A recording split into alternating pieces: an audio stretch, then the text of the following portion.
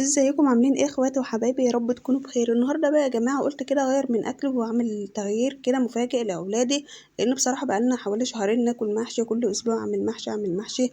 فقلت اغير بقى كده وهفاجئهم بحاجه جديده، طبعا اكله عاديه وبسيطه بس بصراحه مختلفه، لان بقالنا شهور كتيره جدا مش عملنا الاكله دي. عملت النهارده رز بشعريه وكمان معاها لسان عصفور وفراخ محمره وشويه سلطه كده يستاهلوا بقكم.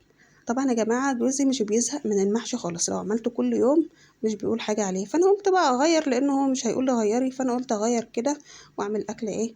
النهارده غدانا كان زي ما انتوا شايفين كده. ايه رأيكم بقى في الاكل الجامد القمر ده؟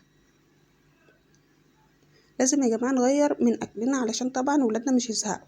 عملت سلطة كده زي ما انتوا شايفين، ولسان عصفور ورز بشعرية. اتفضلوا معانا بقى بألف هنا وشفا على قلوبكم. اللي أول مرة يشوف قناتي يا جماعة ينزل يشترك فيها ويفعل زر الجرس عشان يوصلكم إشعارات بالحاجات اللي بنزلها،